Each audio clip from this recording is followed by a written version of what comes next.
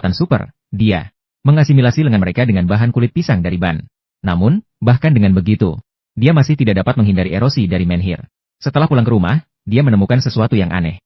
Apapun material yang dia gunakan pada tubuhnya, ada satu area di lengan yang selalu tidak terkontrol. Bertahun-tahun berada di medan perang. Dia tidak pernah melihat kekuatan sebesar ini sebelumnya. Jelas, ini bukan berasal dari bumi. Tetapi yang terpenting sekarang adalah menyerahkan menhir ke markas besar. Maka keesokan harinya, 2 hari. Tameng, tanpa berpikir panjang, pria itu langsung menembak ke kepala Kuro dengan baret.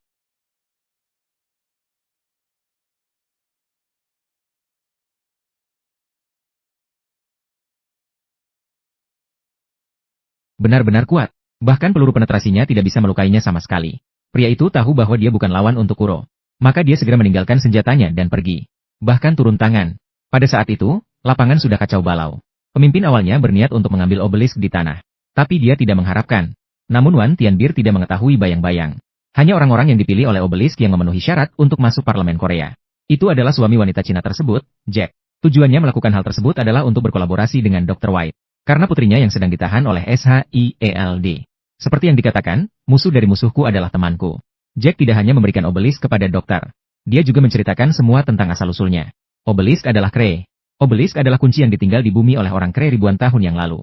Sebuah kunci untuk masuk ke kuil Kree. Kunci untuk masuk ke kuil Kree. Pada saat bersamaan, itu juga dapat memungkinkan orang terpilih untuk berevolusi menjadi manusia super. Dan tujuan orang Kree melakukan hal tersebut adalah untuk memilih prajurit bagi mereka sendiri. Hanya untuk memilih prajurit bagi dirinya sendiri. Dokter melihat bahwa Jack sangat tulus. Mereka langsung setuju untuk bekerja sama. Tak lama kemudian, dengan bantuan Jack, Hydra dengan cepat menguasai kekuatan monolit. Bahkan menjadikannya senjata pembunuhan. Hal ini membuat kekuatan Hydra melonjak secara dramatis. Untuk menghilangkan SHIELD sebagai musuh utama, Hydra menyamar sebagai agen SHIELD. Menyerbu ruang rapat pemerintah dan memulai pembantaian. SHIELD tidak bersembunyi.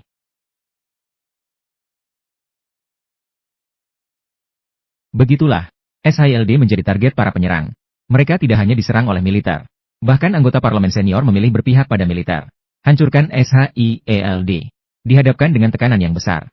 Direktur SHIELD, Choulson, tidak bergeming. Malah tanpa henti di dinding. Mengukir banyak simbol yang tak dikenal. Choulson sebelumnya diinjeksi serum Kree. Itulah sebabnya dia tak terkontrol.